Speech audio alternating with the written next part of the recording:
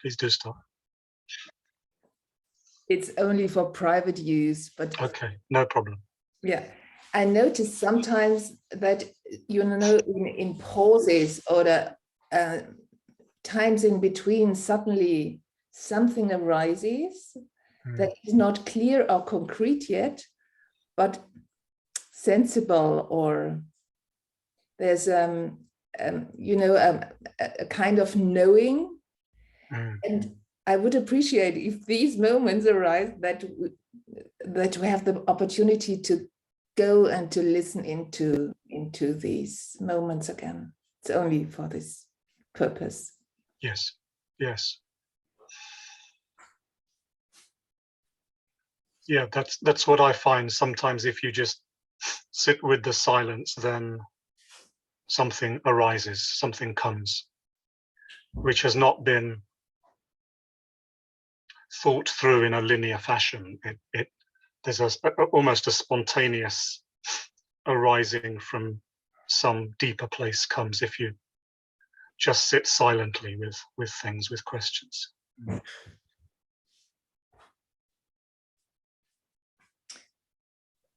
Yes, and you gave now a term into this opening, linearity. Linearity. So, and may I ask you, because you write on page 12, you write about the ascent and the descent and about the four stages. Yes. And so I had a sort of inner image. So there is descent, and the manifestation, you may call it incarnation, separation, fragmentation, dualism. And then there is this, you describe it as the ascent again.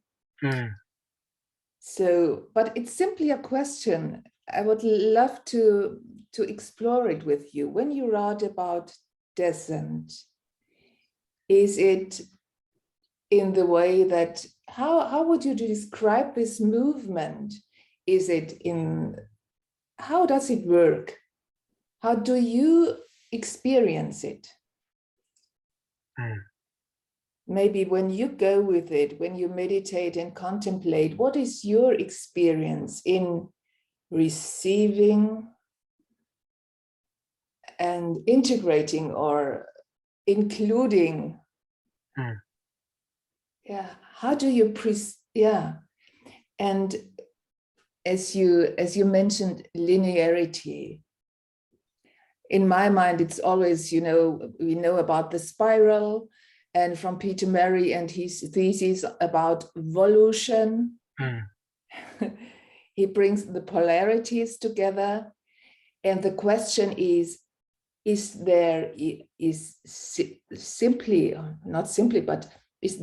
descent and ascent, or is there expansion, development, growth, maturation? How would you describe that process?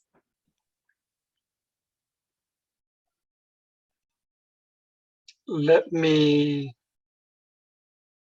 divide what you've asked into two parts. So the first part, I'll talk about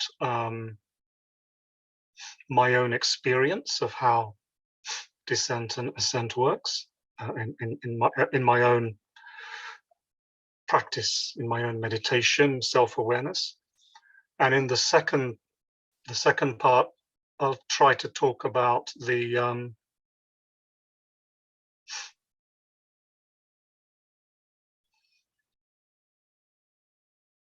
relationship between the descent and the ascent, and time and development and maturation you mentioned. So my experience is that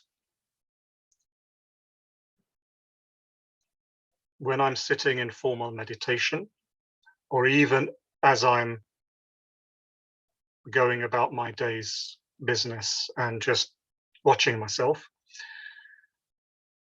When there is a descent in my own awareness or experience, that seems to correlate with some kind of what I would call like a self-contraction. So instead of awareness being open and free and without any kind of constriction or any kind of limited identification, that awareness, that feeling awareness, contracts into some kind of tension, which creates a sense of more and more limited identity. So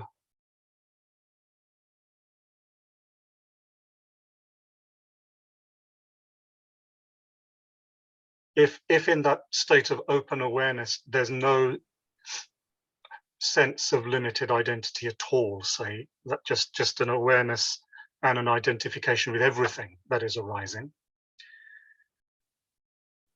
what I observe in myself is that periodically a contraction can arise in that field of awareness, which initially creates a movement away from that open feeling awareness and creates a sense of identification with this body, which is then separated from the environment. So that first dualism is created through an action of, if you think of the fist, imagine you've got, if you see I've got an open hand there, it's like the hand starts to go like that. And as the hand is closing like that, smaller and smaller, more and more limited identities are created. So initially, say, from the whole to the body mind, then there's more contraction from the body mind just to the mind. And then even within the mind, there's contraction into the ego or into the shadow. So my experience of descent is that it's a process of becoming identified with smaller and smaller parts of the whole. And that's how we generate, that's how we move from wholeness to subject, object to multiplicity. And if that contraction then goes too far, then that can create a sense of fragmentation. So it's a gradual sense of closing down from that open and free awareness. And if that's done playfully or functionally, then that doesn't have to be a problem necessarily. That's just part of life. We open and close so that we can function in life. And that process of ascent is then the gradual release of that contraction back into openness.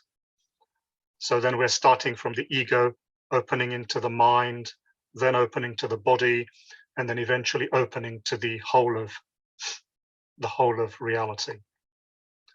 So that's been my experience of it, a closing and an opening, which metaphysically we can think of as a descent and an ascent. Does that make sense? Some kind of sense? I can follow you. Mm. I do have further questions on Of course, yes, yeah, please. But you want to do, you mentioned the second part. Yeah, you asked about the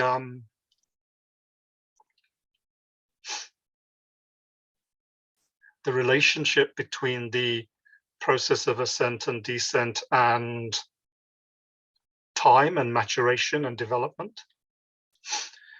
I think this, if we think of the descent and ascent as think of it as a circle. You start at the wholeness, there's a movement down into multiplicity, there's a movement of ascent back into the whole. Think of that as a circle.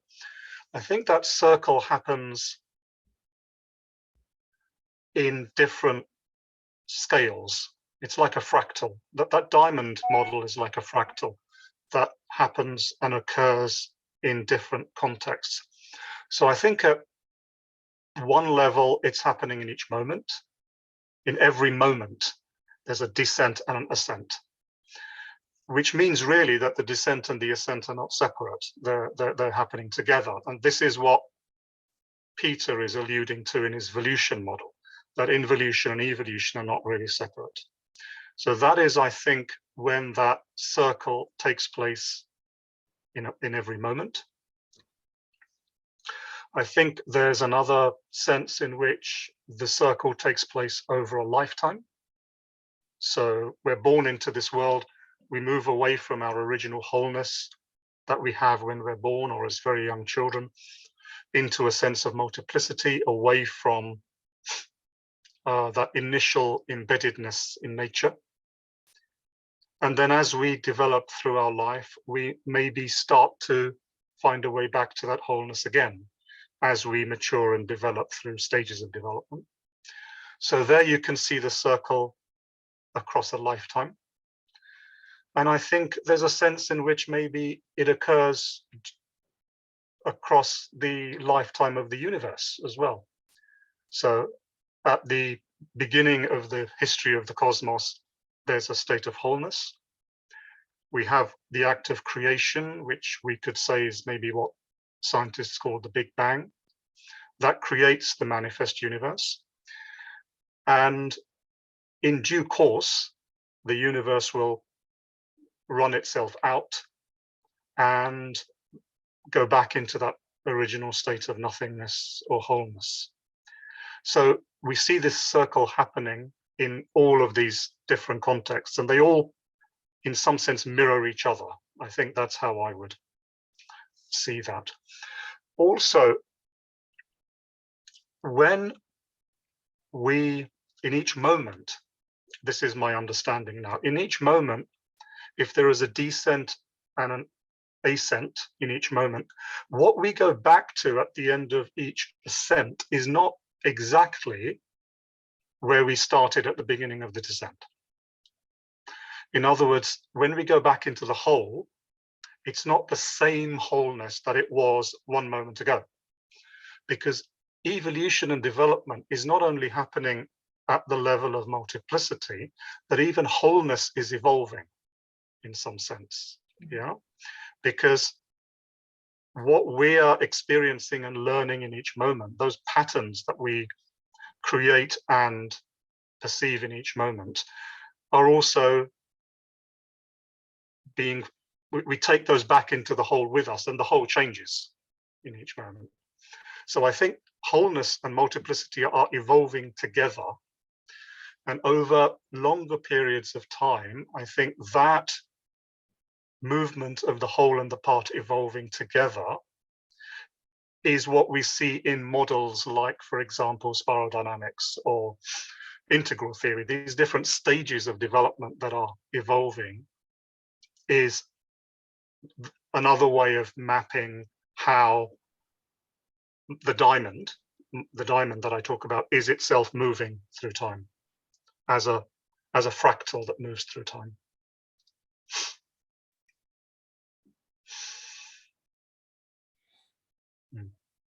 Yes, thank you very much. So you spoke about circles in different modes, in different times, through lifetime to mankind, through in different dimensions that mirror each other. You spoke about mirroring also. So there's a circle, there is development, because you don't return to the same situation as you from that you started. Yes. And everything develops, continues, moves, grows, matures. Yes. Changes, transforms. Yes, thank you. This helps me to clarify this quote from you. I would love to continue with what you mentioned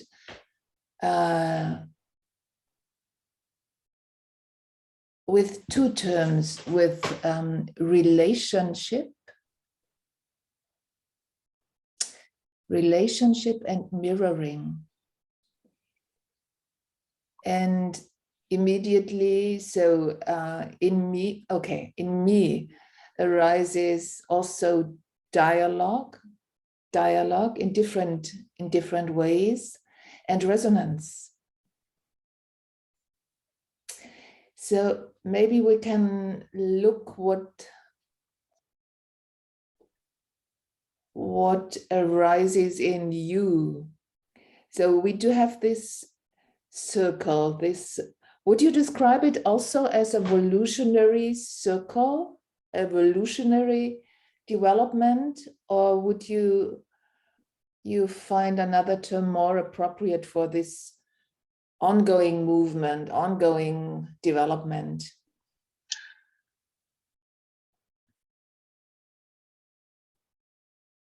Yes, I think we could call it evolution, yes. If we compare the circle in this moment, and then you have a circle in the next moment, and then you have a circle in the next moment after that, and each of these circles are slightly different from the previous one, because there's this process of change going on in both the whole and the multiplicity, the whole and the part. Then yes, you could say that the circle is evolving, yes. The diamond is evolving, that's another way of putting it. Yeah. Yes. So when we look on this, and I would like to refer to your own experience, because you described attention, attention that releases again. So when we try to look at this, and I sense it as well, this tension becoming concrete and manifesting, becoming concrete and releasing, but through manifestation and release, there's a transformation as well, right? Mm-hmm. Yes, yes. So there is a kind of, you also spoke about it as a creative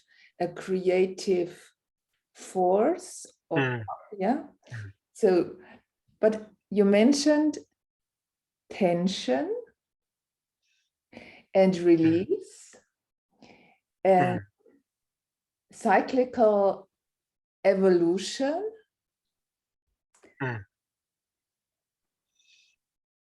And when we take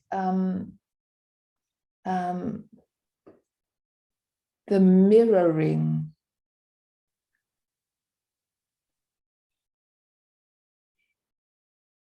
in our perception, you mentioned the cycles are mirroring each other.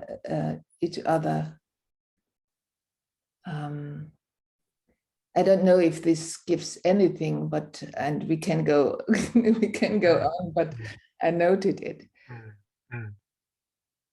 The fact of mirroring, as I know from my experience, when we enter in dialogue,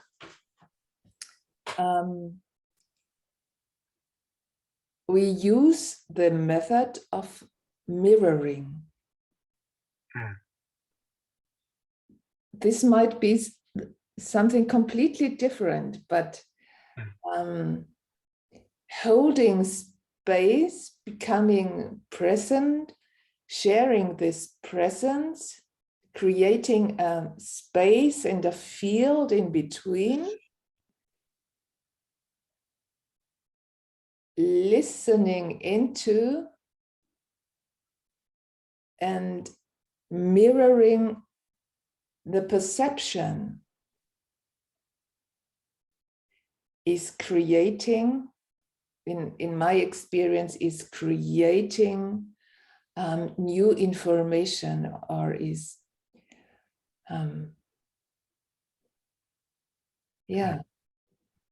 out of the unknown. But maybe the term, maybe the meaning of mirroring you use is very different.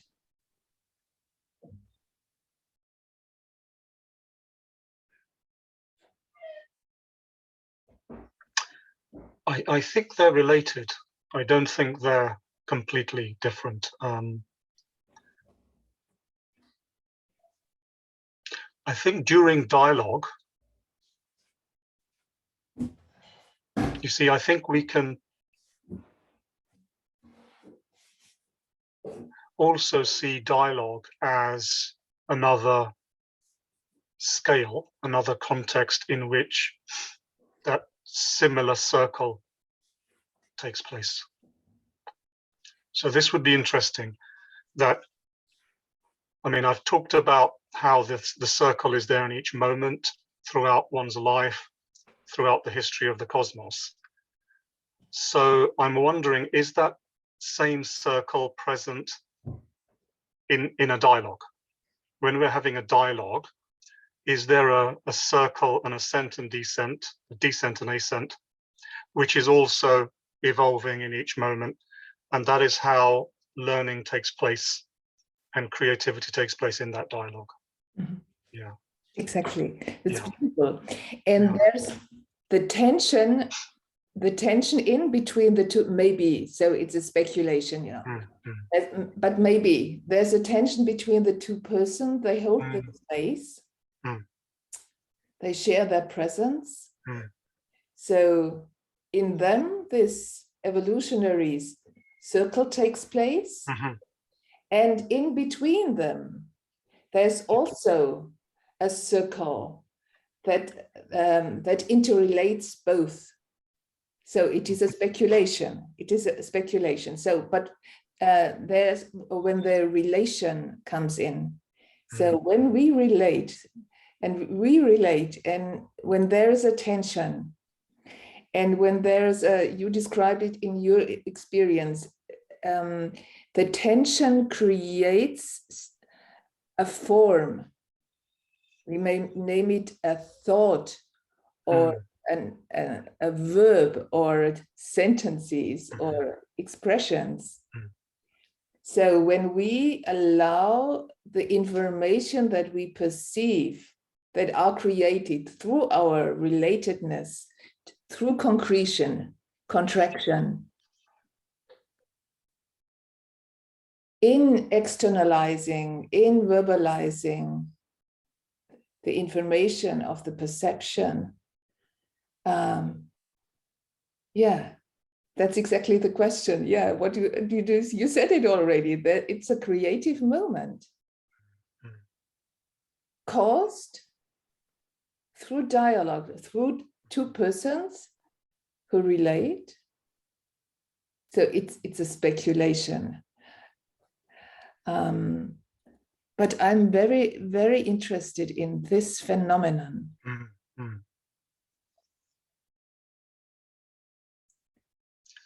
So let's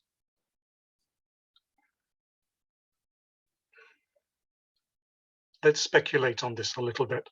If we see the act of dialogue in terms of the diamond, then let's say the dialogue we're having now, we are, in some sense, we're relating to each other here as subject-object, in some sense. There's two of us. At one level, there's two of us who are interacting. When we are engaging in dialogue, we are moving into, when we're expressing thoughts and words and verbs and sentences, we're moving our attention into the realm of multiplicity, because it's that multiplicity that thoughts and verbs and language occur. But when we simply share the space between us, in silence and allow that space to speak for it, then we're moving our attention into wholeness. So there's a circle between wholeness and multiplicity. That is, if you like, the play that's occurring between us, between silence and thinking, silence and expression. So the wholeness and the multiplicity is that fundamental structure is mirrored in the context of dialogue as the relationship between silence and expression. And the two or more participants, we are the intermediaries between silence and expression. It's through us that the silence expresses. And it's again through us that the expression returns into silence. So that's the circle, silence, expression, silence, expression. And we are the center of the circle. We are the instruments. If we allow ourselves to be, we are the instruments through which the silence expresses and through which the expression falls back into silence. Now, if we lose sight of the silence and the expression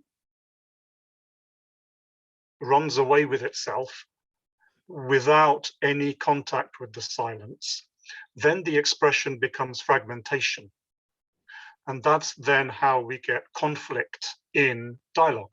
And then it's not really a dialogue anymore, it's just a debate or a fight. But as long as that expression is constantly grounded in that silence, then we avoid that fragmentation. That's how the real dialogue can take place. Each time the expression is allowed to return into the silence, and then the whole circle moves into the next moment, not only has the expression changed, but even the quality of that silence has changed. So the silence is evolving along with the expression of that silence. And that's how that whole circle of dialogue then moves through time. And then that dialogue is evolving. And as its instruments, we are evolving as well with that dialogue. That's how I think we could see the circle at work in dialogue. So beautiful. Thank you so much. So we started with you, with your experience, describing this evolutionary creative process. We evolved it into a dialogue with two people. And we focused on the need of the ongoing, how would you describe it? Ongoing felt interconnectedness with the ground, maybe you mentioned the ground, or the wholeness, or unity, or nothingness. It must be present, right? Yeah. It must be a felt entity, or a quality that is, present, right? Yes. A felt presence of silence, yeah. A felt presence of silence. And no true dialogue can take place unless each participant is grounded in that felt presence of silence. And each participant allows that presence to speak through them. So they're no longer merely speaking as a separate entity,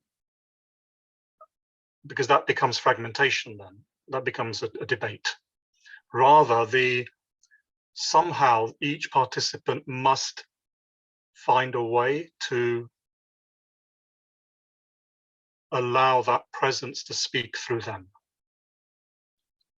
So really, the dialogue is, when this really flows perfectly, the dialogue, a true dialogue, is presence speaking with itself through the instruments of the participants of the dialogue. So this is no longer lots of separate people just expressing their views. That's a fragmentation. Rather, the person has to, the apparent person has to step aside to some degree and allow the presence to speak through them. And when every participant does that, then the circle is complete. And then the circle can move through time and become a spiral, because the circle is moving and evolving through time. So that's how dialogue could evolve, I think, when each person opens up to presence and becomes an instrument of presence. And that means being able to deeply contact silence. Until we learn to deeply ground ourselves in silence, presence can't speak through us, because we're getting in the way of presence speaking through us. Then it's just we're speaking, it's just the separate subject speaking. And that's like a contamination, in a way, of that process of what we want to do with dialogue. Otherwise, there's no genuine intersubjectivity. There's no genuine meeting. We're not really meeting. We're just bouncing views off each other. See, for there to be meeting, that meeting can't happen at the realm of manifestation. That meeting must happen at the realm of wholeness, because it's at wholeness that non-locality happens. And we contact wholeness by contacting silence in that context of dialogue. Yes, beautiful.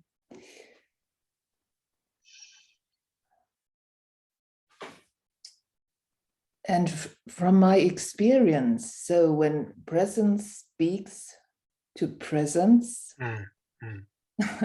Exactly. But when we are only the instrument, and when we are in silence, so my question is, what kind of language does presence use?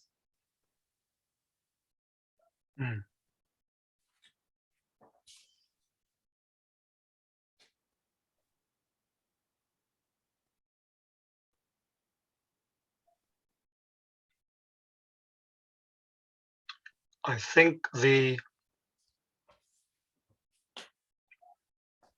expression of presence must be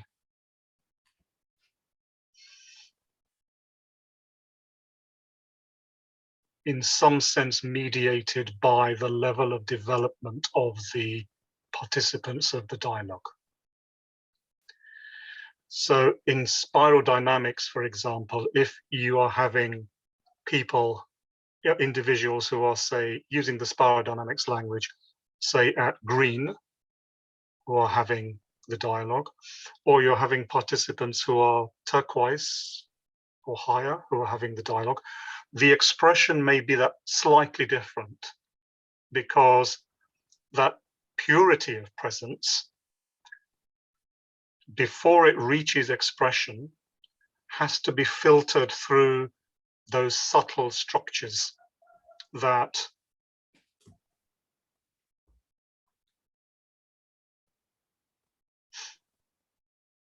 lie up, those subtle structures that are present in each of the individuals participating in the dialogue.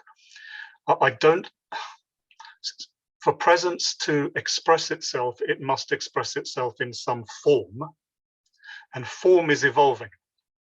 So presence can only express itself through that level of evolution that form that it is speaking through has reached.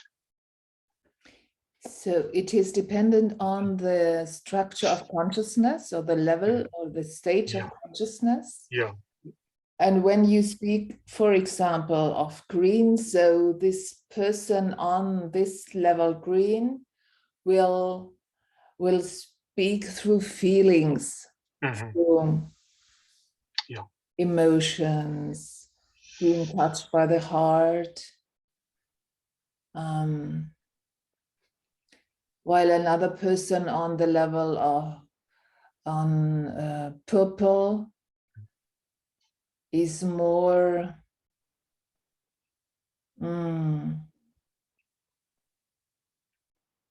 expressing itself through mystical or magical interpretation. Magical symbols. Magical symbols. Okay, yeah. Symbols. Okay, yeah. Rituals. Okay. Yeah.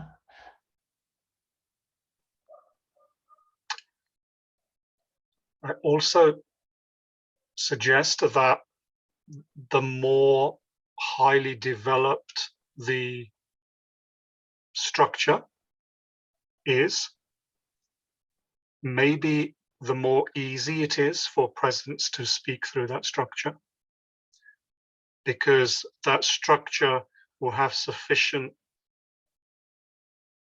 complexity or openness to be able to hold what presence is saying.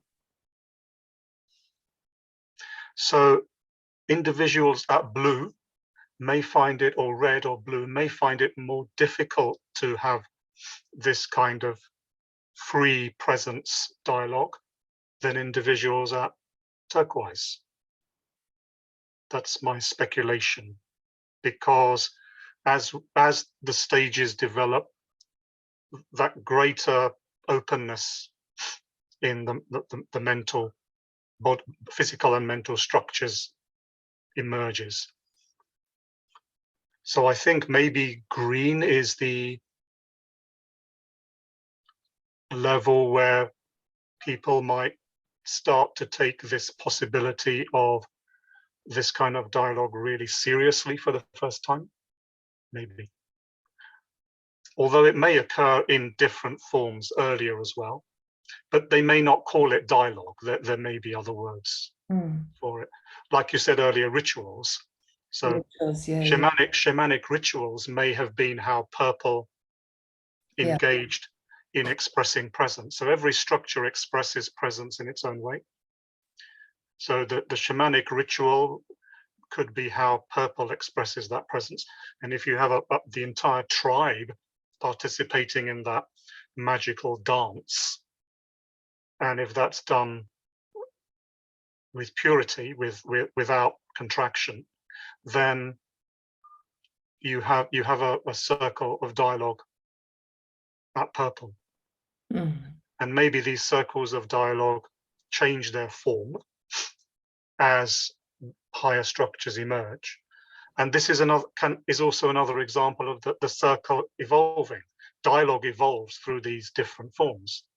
And we call it dialogue because we're coming from, green, yellow, turquoise. It's in that area we're going to call it dialogue.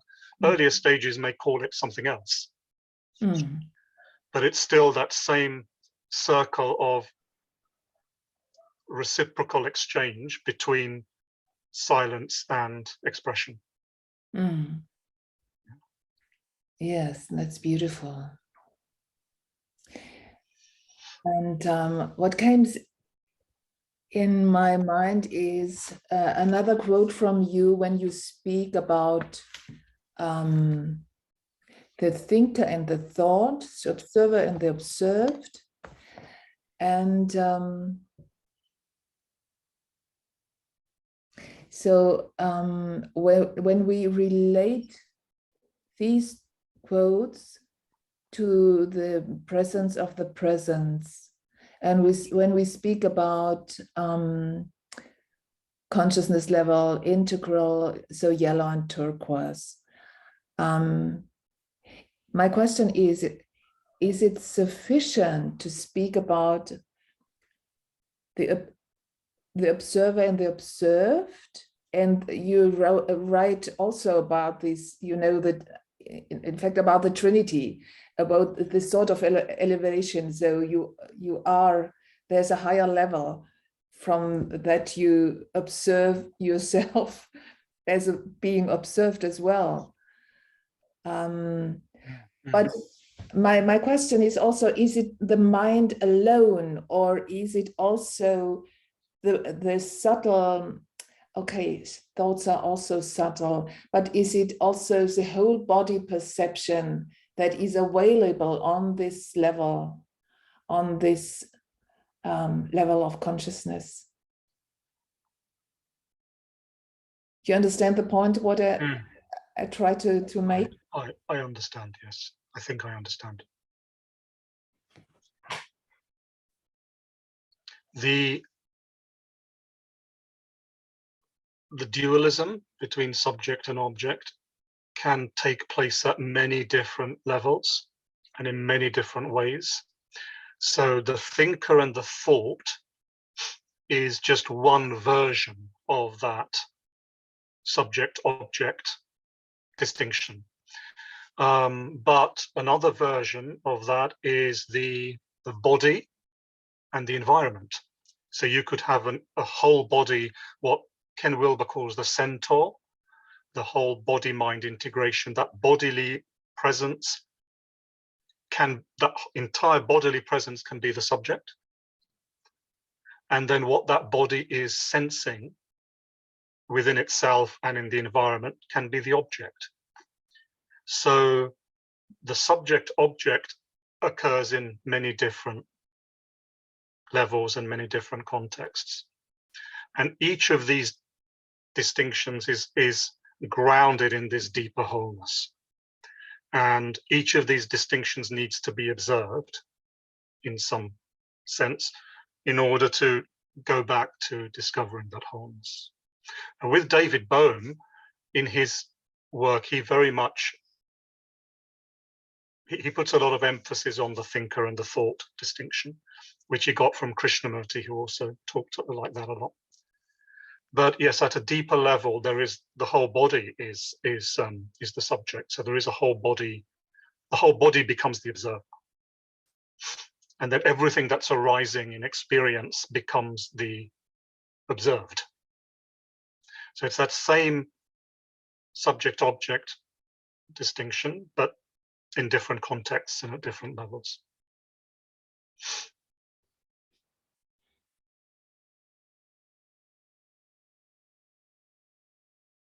And I think also, again, going back to the context of development, I think one of the, in my experience, and I think this even theoretically, I think this holds, is that at one of the characteristics of the turquoise level, I think, that maybe differentiates it from yellow, is that at turquoise, there is an interpenetration takes place between body and mind. So body and mind, which were separate, experienced to be separate at the lower levels, there's a body-mind integration that takes place at turquoise. And at turquoise, in my own experience, what I've found is that one can sense thoughts arising in one's body as feelings or energetic movements. Yeah. So if you sit in silence in meditation, if one sits, one can feel within one's entire body, mind, organism that arising of thought long before it crystallizes into a concrete thought. So that dualism between body and mind is overcome to some degree. I think that capacity really arises properly at, I think it starts at green, but it arises properly at turquoise. So that's the observer-observed interplay going to deeper and deeper levels until eventually the observer and the observed become one, because there's no difference between them anymore. Yeah. It's beautiful how you describe it. That was exactly the point. The perception there that these merchants or this how did you name it, interrelation, this interconnectedness, it is all, you sense and feel it, and yes, this oneness in your own system. Yeah, this is, it's beautiful. Exactly. Yeah.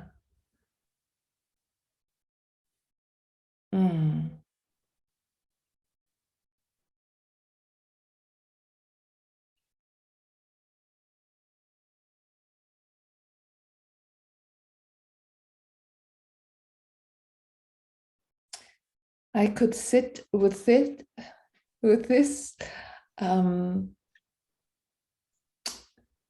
simply beautiful to breathe that.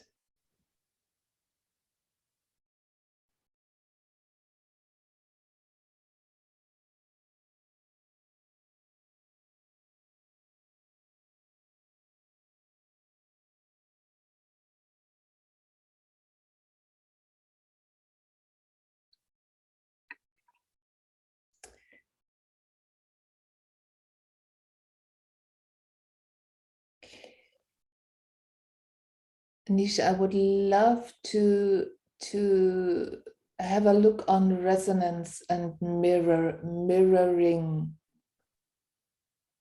And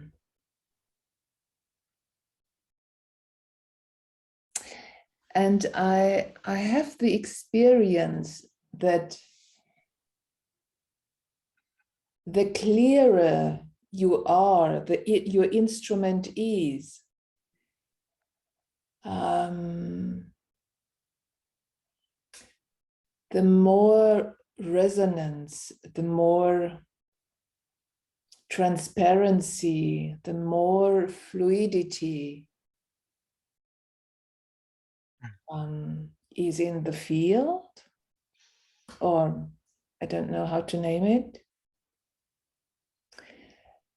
And only on lower grades, I don't know if I may name it in this way, but if there's less clarity, there's more dependence on resonance. When there's still areas that are not clear enough, not transparent enough. So when there are stuck areas or traumatized areas, or consciousness isn't at this level of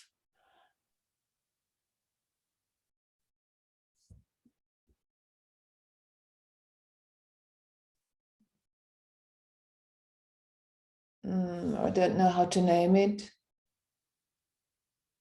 being with it all.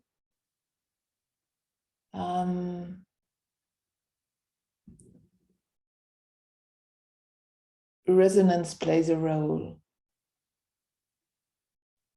or not, the question.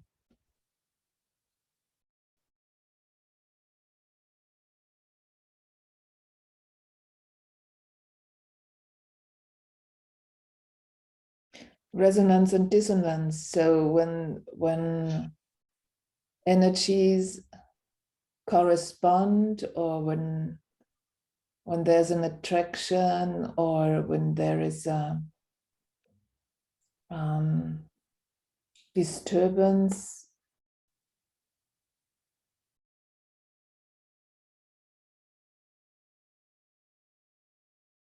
is it important?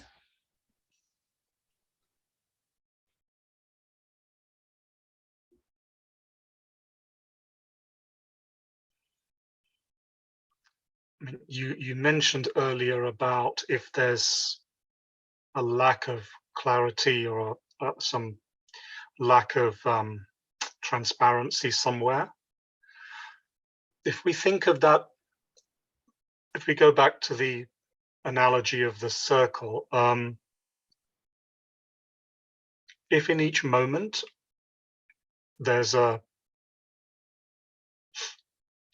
descent via contraction and then an ascent via release in each moment. So you've got a contraction, release cycle in each moment. We know that there is a lack of perfect transparency or perfect clarity when that release back to wholeness in each moment cannot happen, or is blocked in some way, or is interfered with in some way. It's that difficulty in the release back to wholeness. It's the difficulty in the ascent that signifies, I think, that there's a lack of transparency and clarity somewhere. Because wholeness can't then act through us because we're not able to release back into wholeness. And that can be felt as physical, emotional, and mental tensions that we can't release. And that signifies an injury or a trauma or a very fixed perspective that we can't let go of, very fixed beliefs. So these are different ways in which this lack of transparency can manifest. And if we think in terms of the circle, they break the circle. We can't complete the circle in each moment because these injuries or traumas or fixed beliefs prevent the ascent. And if we can't ascend fully, we can't descend fully either. So if we can't ascend fully to wholeness through release in each moment, then wholeness can't also speak through us. We're not yet instruments of that wholeness yet.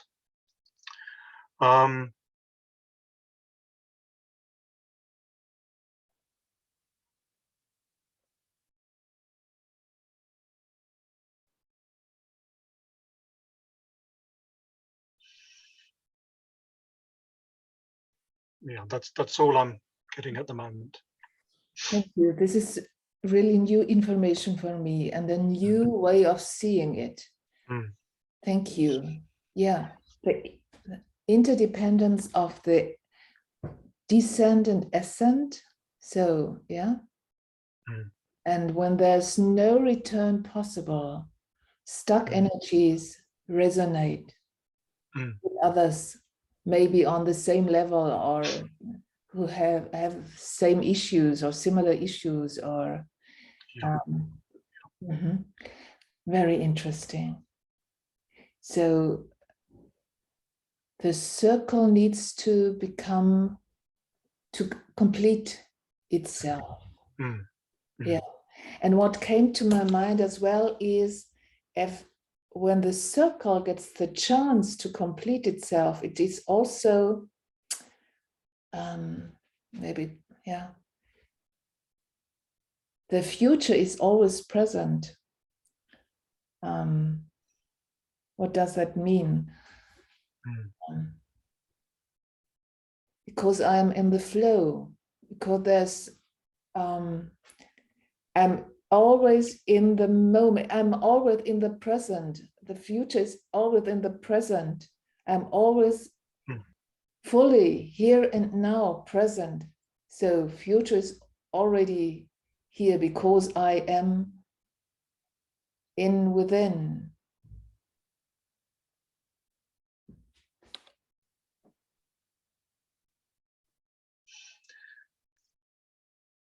Everything that can possibly manifest, past, present, and future, already exists in some implicit form in the whole. Because there's nothing else, there's nothing outside of the whole. So anything that's even going to happen potentially in the future is already present in the form of a seed at the level of wholeness. So when we're able to complete the circle and we release back to complete wholeness, then we're at that place where the whole of the future is already implicit in that place. So if by being present we mean being present to wholeness, in that sense, all of the future is already there, because that's the only place it can be. There's nothing else outside of the whole. So the distinctions between past, present, and future, those distinctions themselves start to dissolve when the circle is complete. It's only during the process of descent that past, present, and future separate. Yeah. And is there a precondition for the manifestation of the potential? Is there a precondition? So there's the seed, there's the potential in the seed, and supposing that you are related to wholeness, it would be very natural that the potentiality manifests. If there is potentiality. My question is there a precondition? There must be potentiality. So it, yeah. There must be the seed with the potential. Without seed and potential, there's no manifestation.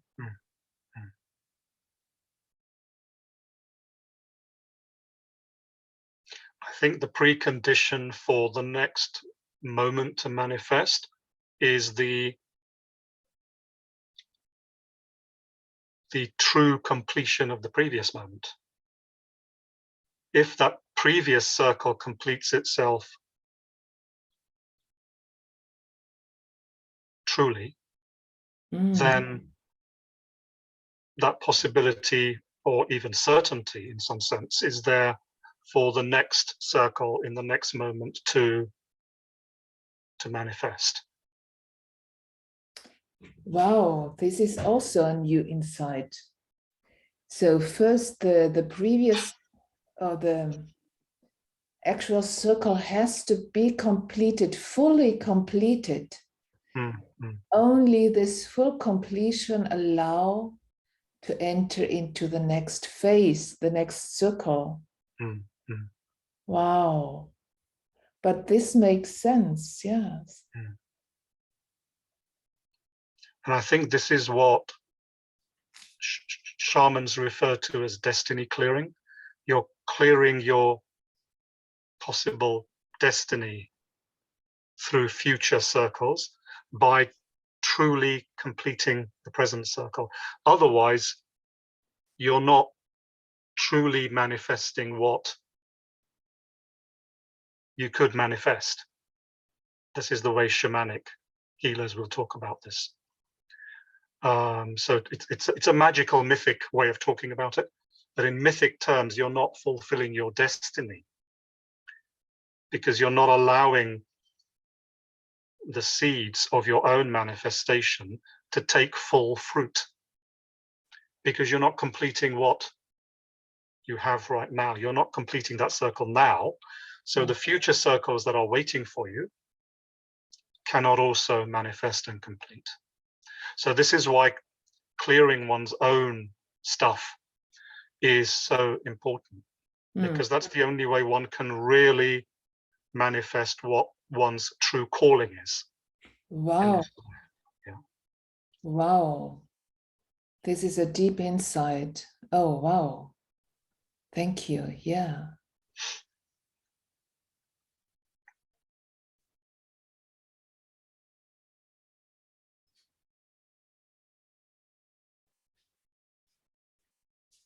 I take a look on my notes.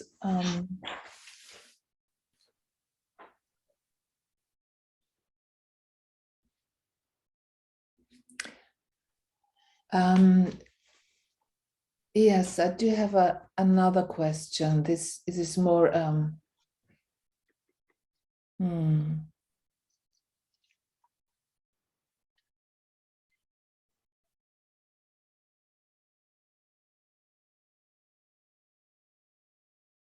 missing the word. You will know what I mean. So when we meet with the intention, presencing,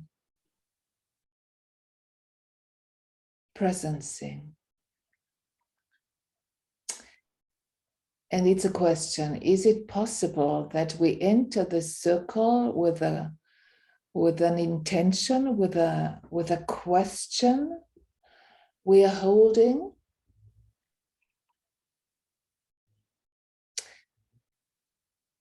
And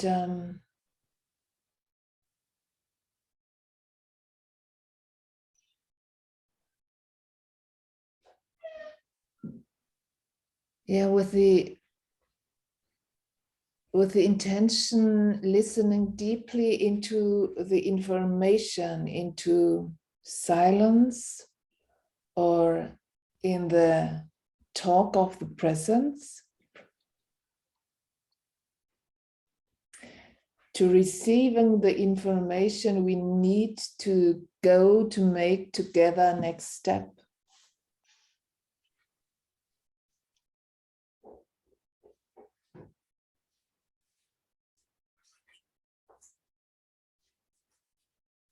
I think if we see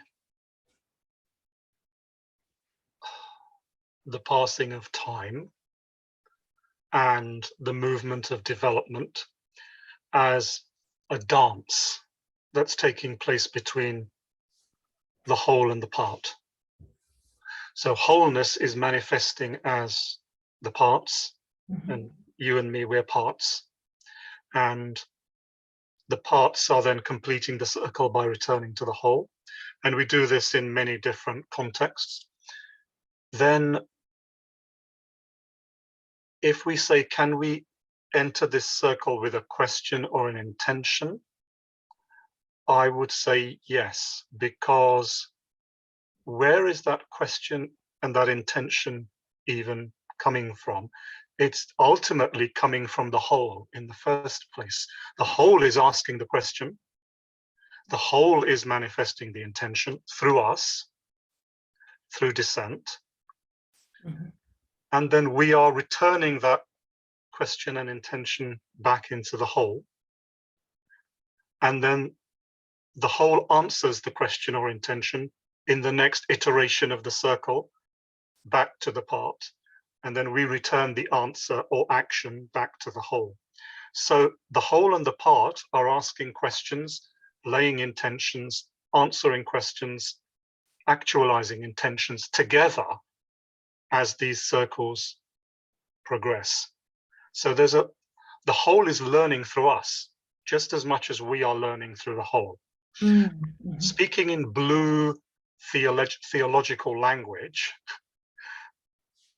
God and humans are learning together. God is evolving just as much as humans are evolving. And God is learning what he or she needs to learn through us, just as much as we are learning what we need through God. So the questions and the intentions are the form of that dance between the whole and the part. This is beautiful. You are opening up completely my mind. Thank you so much. Yes, this is, yeah, and it's about trusting, and yeah, and the dance, the play helps. Yeah, and the understanding that we are part of the whole.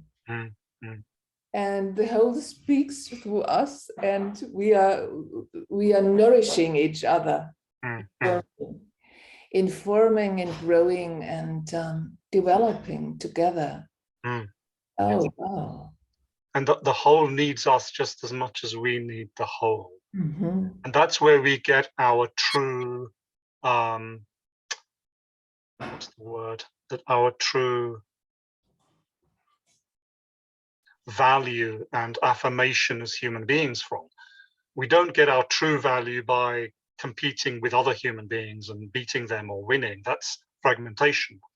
Our true dignity and value and self-affirmation comes from knowing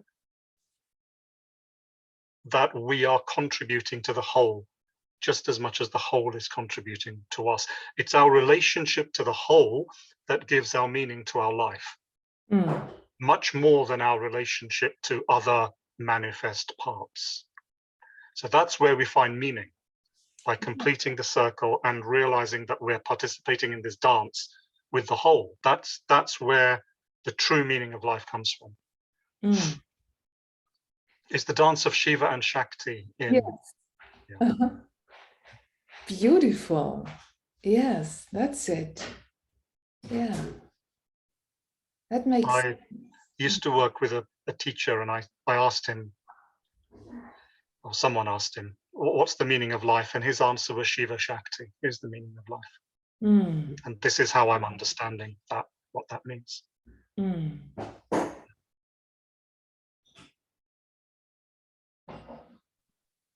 Yes. Beautiful.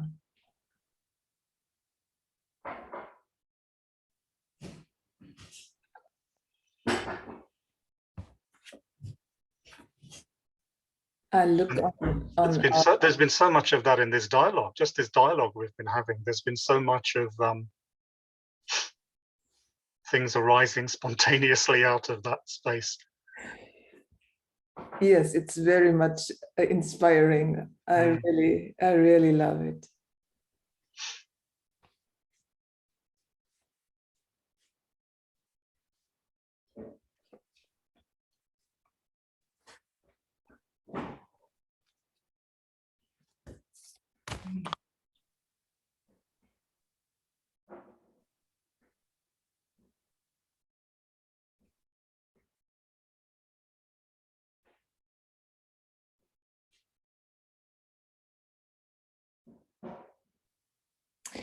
And with this knowledge,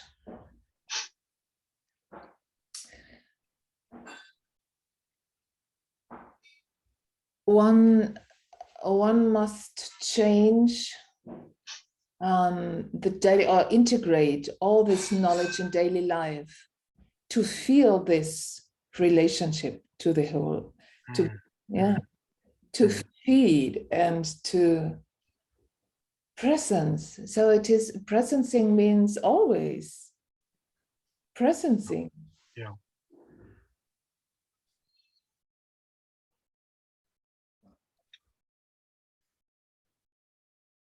And my personal experience in our conversation now, in our dialogue, is I feel very much alive and very inspired and joyful with all these insights, because they nourish, they open, I sense they open to further dimensions, to this wholeness.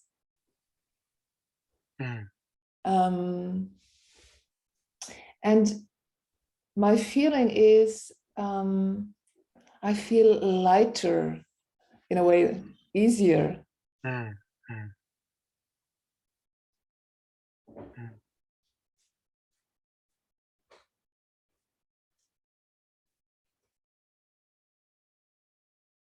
It's really beautiful.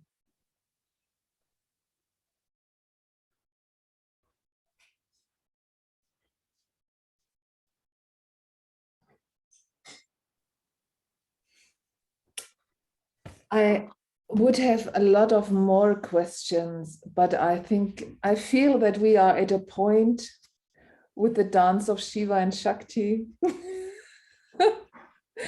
that we could conclude. Well,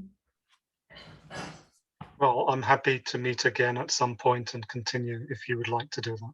Yes, I would love to, because I certainly have to digest what we spoke about, and it will work. And I took some notes, and maybe I review the recording again, and then I still have a question in your book. Sure, sure. Maybe if you allow me that we continue in a, I don't know when, but I would send you a message to ask you. Sure, whenever you're ready, and we can talk again and continue with this. Go deeper if we can. Yeah, wonderful, wonderful. Well, do you have a question?